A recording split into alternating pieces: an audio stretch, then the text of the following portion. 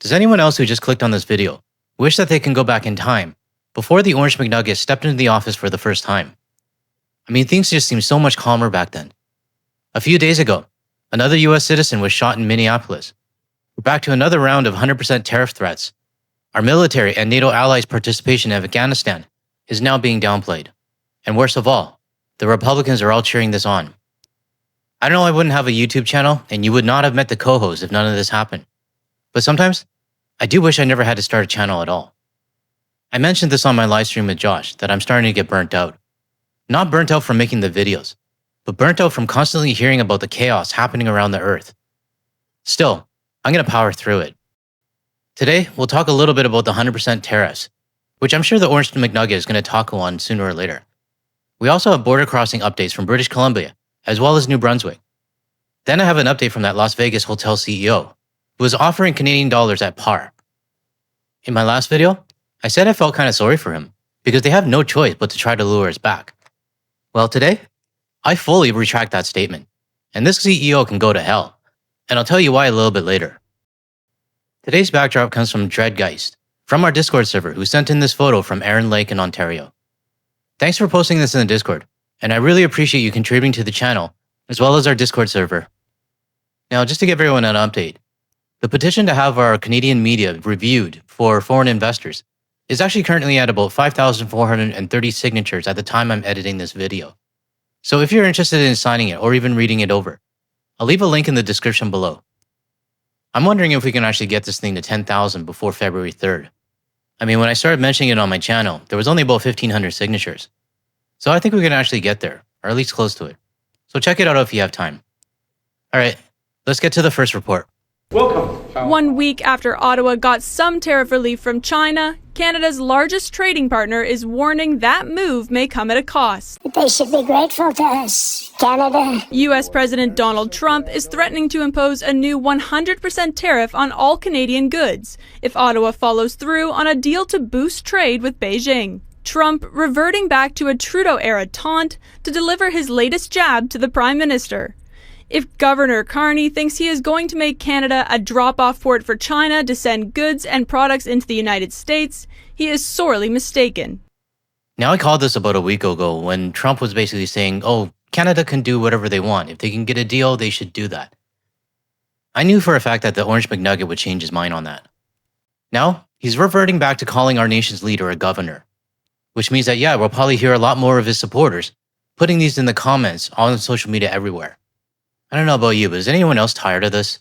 Because it just seems like every day, every time I wake up, something else comes up. But what really pisses me off is that there's no pushback on this. No pushback from within the United States. And when I say within the United States, I'm talking about their government on both sides of the aisle. But if you take a step back and actually see what's going on, basically the Orange McNugget is saying that we can't make trade deals with anyone else, and if we do, we're going to get punished for it. I don't know what kind of friend that is, but it's not a friend of mine anymore.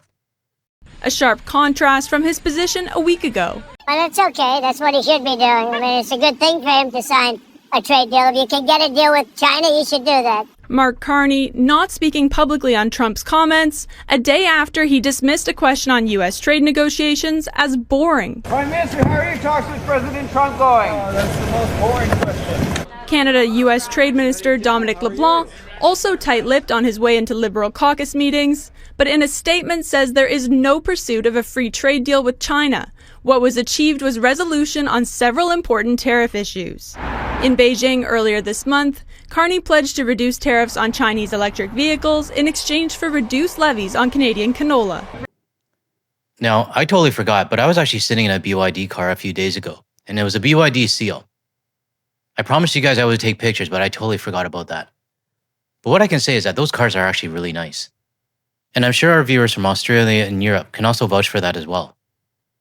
But when it comes to all the progress that we had last week with China, I do not think that Canada should give in to the Orange McNugget and having him peer pressure us with tariffs. We need to start thinking what's best for Canada moving forward. The tariff threat is the latest escalation in a tit-for-tat between the two leaders. Carney critiqued Trump's protectionist policies in Switzerland, and within days, the president rescinded Carney's invitation to serve on his board of peace. He was clearly annoyed by what our prime minister said, It's been an incredible week. I don't remember one like it. I don't know if I would call it an incredible week, maybe more a fucked up week. But I am so glad that we didn't join his Board of Peace or whatever stupid club that he has, which, if I remember correctly, I think it costs $1 billion to join. I'm sure we know where that money's going to go. In the modern history of Canada-U.S. relations, Current U.S. tariffs include a carve-out for free trade compliant goods, which make up about 90% of Canada's export to the United States, Colleen. But Trump's latest threat makes no mention of any exceptions. Let's just wait until he tacos. I'm sure it's going to happen.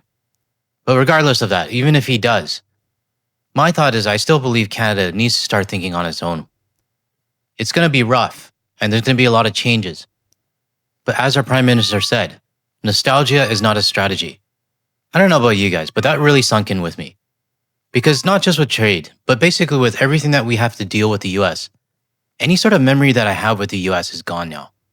Let me know in the comments if you feel the same way. And if you do and you're not subscribed to my channel yet, help my channel out by hitting that subscribe button below. Now, speaking of nostalgia, it seems like a lot of British Columbians and even people in New Brunswick have started to forget everything about the US. And it's proven by these border numbers that I'm going to show you. Let's start off from a report from my home province, British Columbia. Canadians are traveling, just not as much to the United States. The latest numbers from Statistics Canada show Canadian travel to the U.S.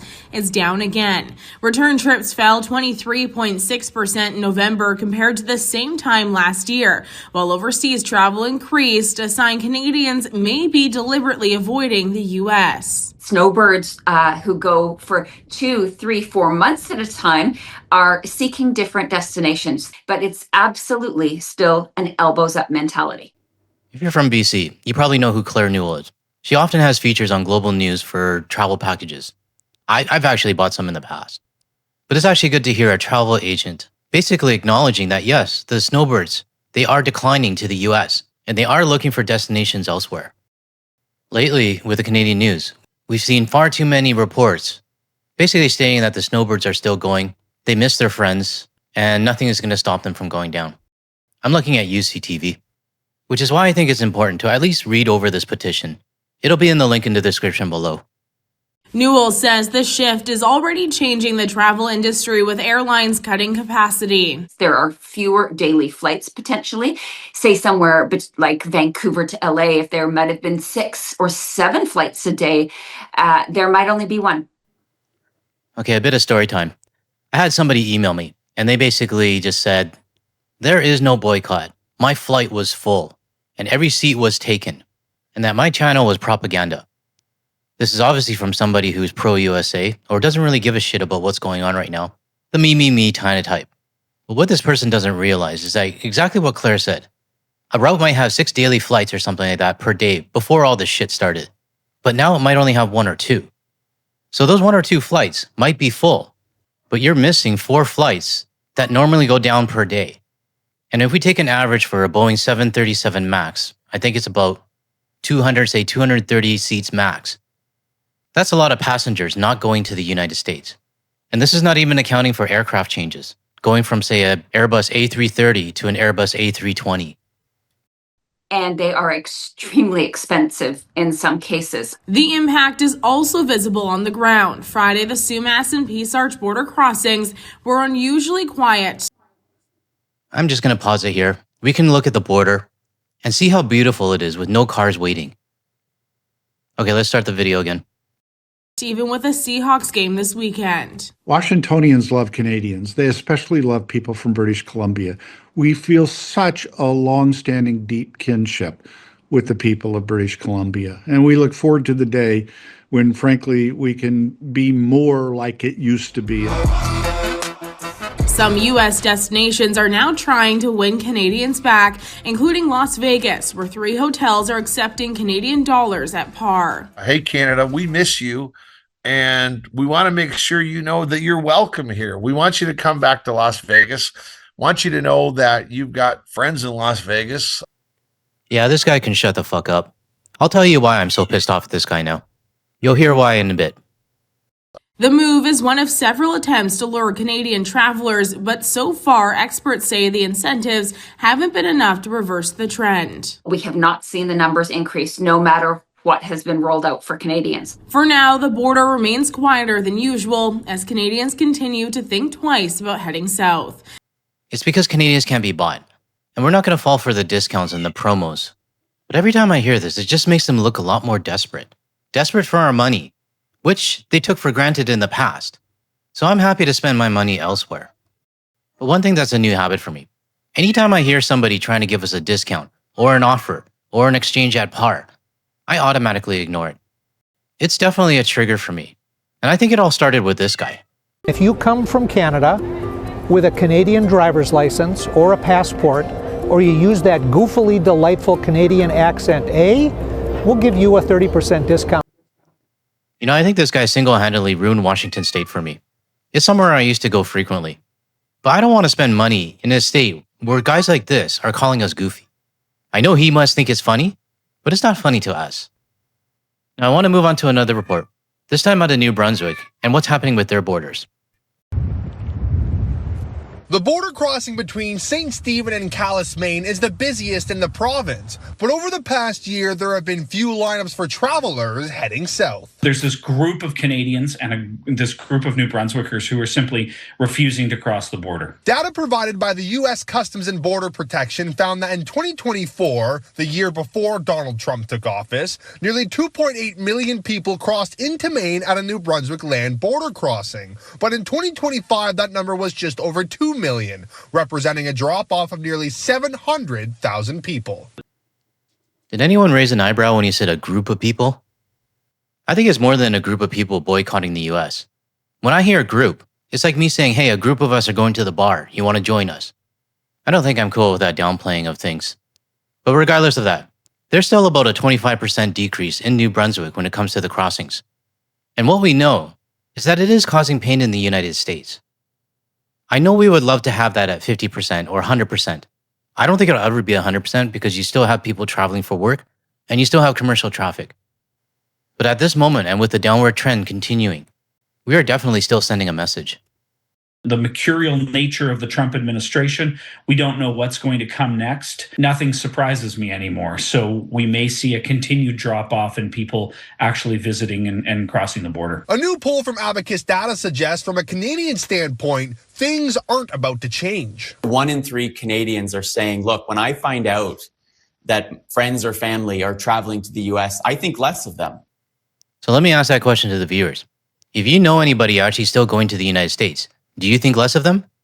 I've always said on my channel, people can do whatever they want, and they can. But I do admit, I am disappointed with those that still go down. I have people in my life that still do, and it frustrates the hell out of me. But unfortunately, I think those still going down are only going to learn if something actually happens to them. So let me know in the comments if you still have people going to the US, and whether you think less of them. Among the survey's major findings are the fact 34% of Canadians avoided travel to the U.S. in 2025 because of politics. 33% say they would think less of someone who travels to the States, and if anywhere in the country, Atlantic Canadians are least likely to share that they took a trip across the border. If the rhetoric from Washington continues, Coletto doesn't see the social stigma towards the States changing. I suspect there will be a sizable number of Canadians, and Atlantic Canadians in particular, saying, look, I'm not going down there, both because I don't want to reward that behavior. Coletto also points out the longer Canadians avoid travel to the U.S., the less likely they are to ever return. He uses snowbirds as an example, noting some have made places like Mexico their new winter homes over states like Florida. And we've seen comments in the Guard the Leaf channel with many snowbirds saying the exact same thing. Basically saying that their new winter home is going to be Mexico, Portugal, Spain, Costa Rica, anywhere else but the United States. But I'm happy to hear that Canadians in New Brunswick are standing their ground. And I also think that 2026 is going to be even worse. Let's not forget, 2025 still had those pre-booked vacations from Canadians who may have booked it in 2024 or before the orange guy went into the office. We've had a whole year of this chaos. And I'm pretty sure many of those who booked, who reluctantly went last year, are not booking the US again this year. So we'll see what the numbers are towards the end of the year. Now I want to move on to that Las Vegas hotel CEO and why I'm so pissed off at him. Now in my previous video, I did say I felt sorry for him. Maybe I fell for his sob story about talking about Windsor and friendships and all that kind of bullshit. But just take a look at this video.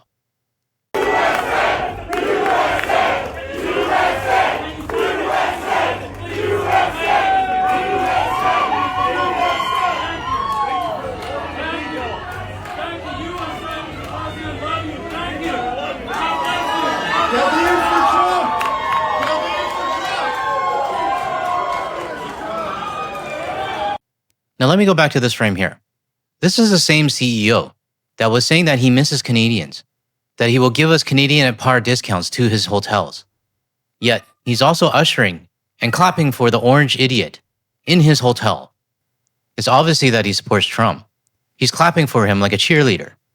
He is supporting the guy that caused all of this. So why the hell should we come down to your hotel? I want to thank one of our Blue Sky viewers for sending this over to me, because it really opened my eyes.